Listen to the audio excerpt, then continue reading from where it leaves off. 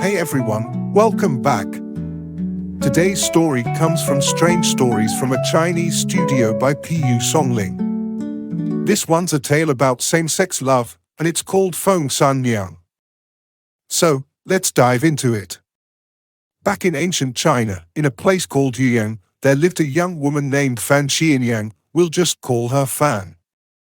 She was the 11th daughter of a high-ranking official, known as the sacrificial wine, and as you might guess, Fan was not only beautiful but also super talented. Her parents adored her, and when it came to suitors, they let her decide.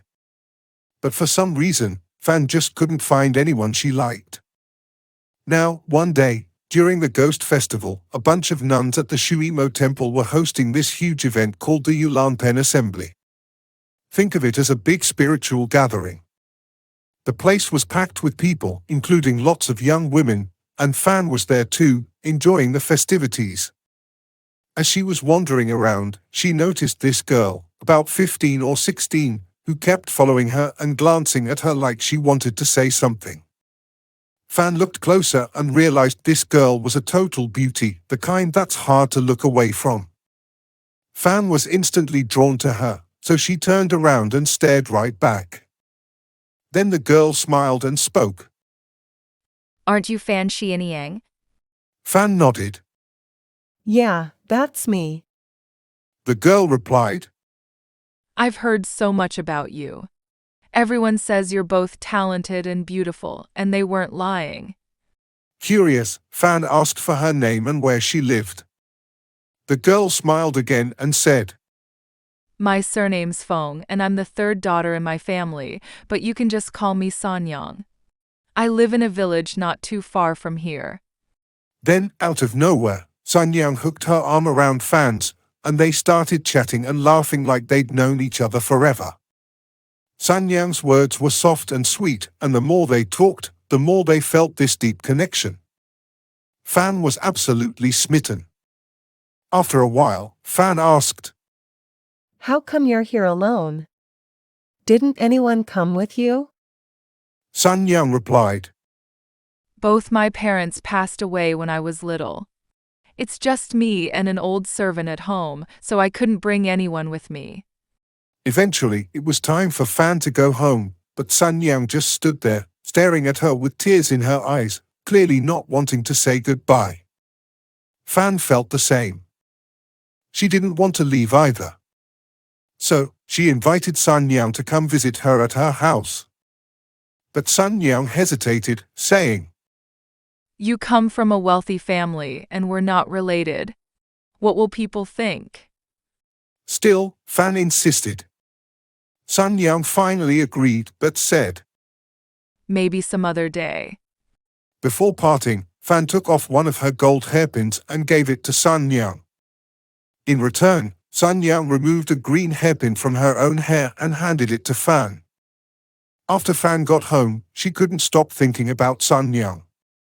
She kept pulling out that green hairpin to look at it. It wasn't gold, it wasn't jade, and no one in her family had ever seen anything like it before. They all thought it was strange. Day after day, Fan waited for Sanniang to visit, but she never came, and Fan fell ill with longing. Her parents, worried, finally figured out what was going on and sent people to ask around in the nearby village.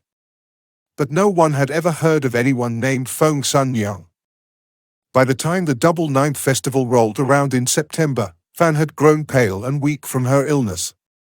Feeling bored and restless, she asked her maids to help her out to the garden, where she laid out a mat beneath the eastern fence to admire the chrysanthemums. Suddenly, a familiar voice called out, Help me down. Fan looked up to see Sanniang peeking over the garden wall. The maids rushed to help her down, and Fan, shocked and overjoyed, stood up and pulled Sanniang onto the mat next to her. She teased Sanniang for breaking her promise to visit and asked where she had been. Sanniang explained. I live far from here, but I often visit my uncle's house nearby. That's what I meant when I said I was from the village next door. I've missed you so much, but I've been too ashamed to visit. It's hard for someone like me from a humble background to walk into the house of a wealthy family. I was afraid the maids and servants might look down on me. I happened to be passing by and heard voices, and when I peeked over, I couldn't believe it was really you. Fan, still feeling weak from her illness, told Sanniang about how much she had missed her and how she had fallen sick because of it. Tears welled up in Sanniang's eyes, and she said with deep emotion, Now that I'm here, you must keep this a secret. If anyone starts spreading rumors, I couldn't bear it. Fan promised, and the two went back to her room together, where they ate, talked, and shared everything like sisters. Fan's health improved rapidly, and the two of them grew even closer. They shared clothes and shoes, swapping them back and forth. When guests arrived, Sanniang would hide behind the curtains. After 5 or 6 months, word finally reached Fan's parents about Sanniang's frequent visits. One day, while Fan and Sanniang were playing chess, Fan's mother quietly entered the room. She observed Sanniang for a while and then, to Fan's surprise, smiled and said, What a wonderful friend you've made. She turned to Fan and said, I'm so happy that you have such a close friend. Why didn't you tell me sooner? Fan explained Sanniang's concerns, and her mother smiled warmly at Sanniang, saying, You and my daughter are like sisters. There's nothing to be ashamed of. Sanniang blushed deeply and nervously fidgeted with her clothing. After Fan's mother left, Sanniang tried to say her goodbyes, but Fan begged her to stay, and Sanniang finally agreed. One night, Sanniang rushed into Fan's room, her face streaked with tears. I knew this would happen. She cried. I knew I shouldn't have stayed here any longer, and now I've been humiliated. Fan, startled, asked what had happened. Sanniang explained. I went outside to use the restroom, and some young man tried to grab me. I barely managed to escape. How can I show my face here again? Fan, concerned, asked for a description of the man. After hearing Sanniang's story, Fan apologized and said, Please don't be upset. That was my foolish older brother. I'll tell my mother, and she'll beat him for what he did. But Sanniang insisted on leaving, saying she couldn't stay any longer. Fan begged her to wait until morning, but Sanniang refused, saying, My uncle's house is just a short distance away. If you could just help me over the wall with a ladder, I'll be fine. Seeing she couldn't change Sanniang's mind, Fan sent 2 maids to help her climb over the wall. They walked with her for about half a mile before Sanniang thanked them and sent them back. When they returned, they found Fan lying on her bed, weeping as though she had lost her dearest love.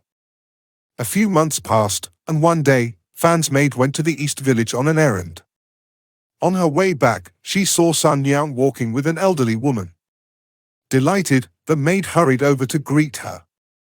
Sanniang looked troubled and immediately asked how Fan was doing. The maid grabbed her sleeve and said excitedly, Sanniang, why don't you come to our house? My lady has been pining for you. Sanniang sighed and said, I miss her too, but I don't want the household to know. When you get back, open the garden gate for me, and I'll come on my own. The maid rushed back and told Fan the news, who was overjoyed. She did as Sanniang instructed, and when she checked, Sanniang was already in the garden. The two embraced and shared all the emotions they'd kept bottled up for so long, talking endlessly into the night. When the maids had all fallen asleep, Sanniang moved closer, laying on the same pillow as Fan, and whispered, I know you're still unmarried. With your beauty, wit, and family background, you won't have trouble finding a respectable husband. But don't settle for those shallow, idle young men, they're not worth your time. If you want a good husband, don't judge him by wealth or status. Fan nodded in agreement. Sanniang continued, The place where we met last year is hosting another temple ceremony tomorrow. I want to introduce you to someone who will be your perfect match. I studied face reading when I was younger, and I'm never wrong about these things. To find out what happens next, stay tuned for the next chapter.